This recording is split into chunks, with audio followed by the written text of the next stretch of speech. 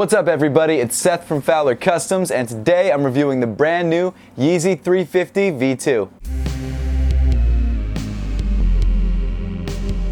Thanks so much for tuning in, guys. Make sure to hit that subscribe button down below if you haven't yet. But with all that being said, let's get into it. So before I get into the unboxing and review, I have to shout out my man Vance. He always helps me out with releases. I wouldn't have been able to get these without you, man. I appreciate it. So now getting into the unboxing, here it is, the 350 V2 box. You've got this same raw cardboard color that you had on the V1 box, except this time around, you've got printing in this dark brown color. On the top, you've got 350.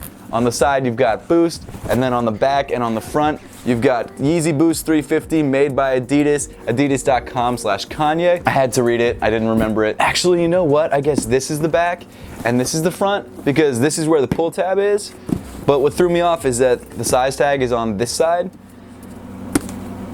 I've seen other Yeezy 350 V2 boxes, and I guess that's just the standard way that they're doing it, putting the size tag on the non-drawer side.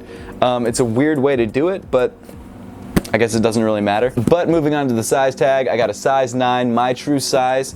Now with these V2s, you definitely want to go true to size or maybe a half size up because they do fit a lot more snug than the original V1s, which you actually sometimes want it to size down. But this has a lot more padding and the cut's a little bit different. So definitely go true to size or go a half size up if you really think you need it, but you don't want to size down in these. Of course, this is the Yeezy Boost 350 V2. The official colorway is Sea Black, Red, Sea Black, and the retail price is 220 bucks. The V1s were $20 cheaper at 200 bucks. Of course, the tooling is different for the V2s. There's a bit more padding, things like that. I'm not exactly sure where the extra 20 bucks came from, but it's there, and I'm not really complaining. I mean, to be honest, if you get the chance to get these at retail, the 20 bucks really isn't going to make a difference. So moving on to the unboxing itself, you've got a drawer this time instead of the flip top that you had on the V1s. Let's pull it out. Here it is, the inside of the box. Of course, you've got this crinkled, sort of brownish, tannish Yeezy paper.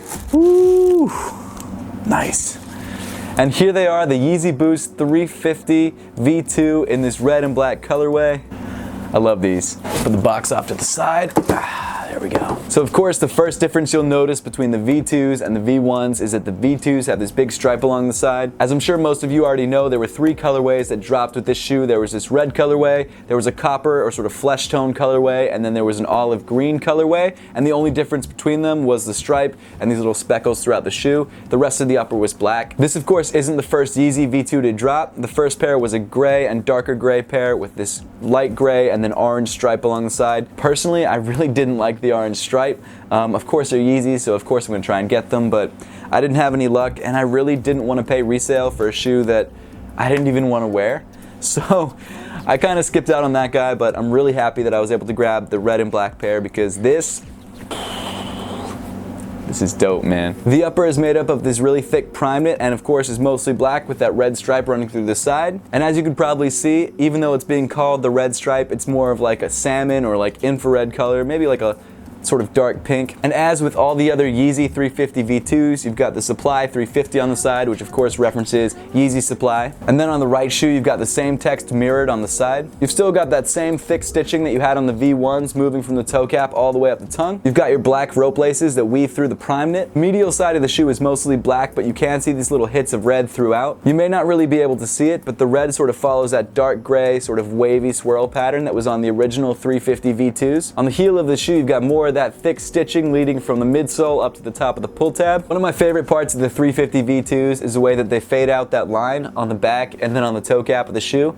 I really like that stitching pattern. I think that's awesome. It's one of those subtle details that you're not really going to notice when the shoe is on feet. However, I think it really makes the shoe, and when you're kind of just looking at it, it's really clean. You may notice that the 350 V2s has a bit higher cut.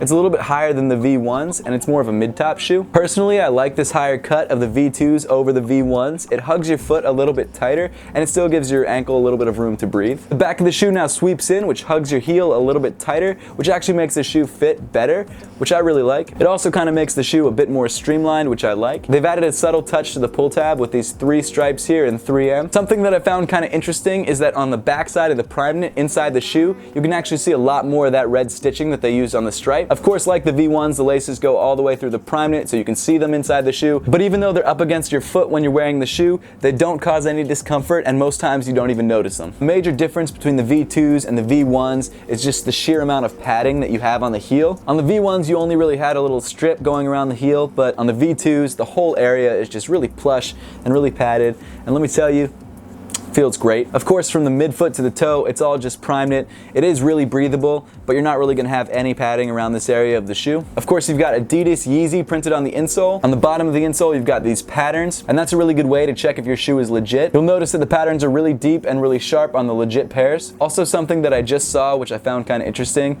is that they print the size of shoes that can be used with this insole. So this particular insole, because it's a size 9, would fit in any shoe between an 8.5 and a 9.5. Of course, underneath the insole, you can see right through to the Boost. They have that same sort of fabric or felt with the punch outs that they have on the NMDs, except of course in the NMDs you don't have an insole, so you're just standing on this fabric in the Boost. Moving down the shoe, you've got the other big difference between the V2s and the V1s, and that is the midsole and outsole tooling. You've still got that same ribbing that you find on all the other Adidas Yeezys. However, this time around you've got two separate side panels, the lateral side and the medial side. There's actually a pretty obvious parting line that runs around the side of the shoe. The medial side exhibits the biggest change in the tooling, and that of course is because around where the midfoot area is, it's a bit higher cut. That provides more arch support, and I actually found it a little bit more comfortable than the V1s. Of course, instead of the opaque rubber that they use on the V1s, this time around they're using a bit more of a translucent rubber so you can actually see through to the Boost. The outsole is this really dark sort of smoke gray, and when you look through to the Boost, it sort of looks kind of brownish or yellowish. The outsole of the shoe is a separate piece, which of course is connected to these parting lines and then wraps up on the back of the shoe. When you actually look at the back of the shoe, you can see where it wraps up because it's a slightly lighter color than the side panels of the shoe, and you can actually see through to the Boost a little bit better. Unfortunately, where it attaches, you can see some glue marks on the prime knit and then the edges of the seams. But back to the bottom of the shoe, you've actually got different cutouts that you can see through to the Boost than you had on the V1. You've almost got this sort of lattice cut through to the Boost on the forefoot of the shoe, and then of course you've got this same sort of triangular shaped cutout on the heel of the shoe. The rubber compound does feel harder than it did on the V1s, and of course the outsole isn't painted this time around, so you're actually going to get a lot more life out of the sole of your shoe than you did on the V1s, which for people like me who might have paid resale, it's really nice to know that the shoe will last a bit longer and I should get more for my money. You've also got this thicker area on the heel where your foot strikes, and of course it says Boost in it. Overall, this is a great upgrade to the V1s. It's a lot more comfortable, and personally, I like the shape a lot better. However, I really like that sort of static pattern that you had on the V1s, and that's something I really miss on this shoe. The stripe is nice, especially in the way that it brings a pop of color to the shoe. However, some people, like my girlfriend, really don't like it. And I know for me, on the gray pair, that orange stripe was just way too much, and I really didn't like that color at all, so that wasn't a shoe that I was gonna pick up. There was something just really nice and subtle about that static pattern that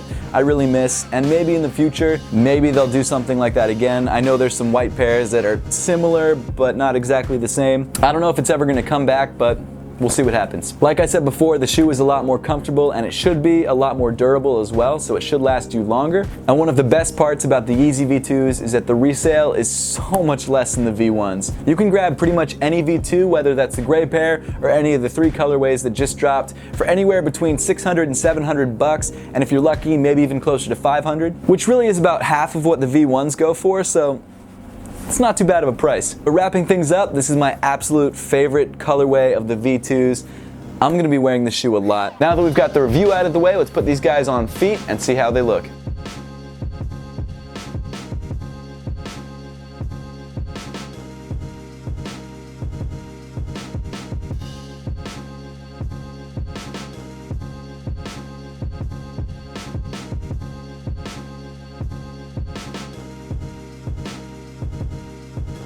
That's pretty much it for the video, guys. Make sure to leave a comment in the comment section down below, letting me know which Yeezy 350 colorway is your favorite, and also which upcoming Yeezy you're looking forward to the most. Also, don't forget that we still have select sizes of the Fowler custom shirts in both this black and gold colorway and the maroon and white colorway. If you're interested in those, there'll be a link in the description below. And as I'm sure you've done for a lot of other YouTube channels, make sure to hit that bell next to the subscribe button down below so you know exactly when I post a new video and you can see content first. And as always, guys, thank you so much for watching. Please make sure to give this video a thumbs up if you liked it. Subscribe to Fowler Customs if you want to see more content just like this, and follow Fowler Customs in all other forms of social media.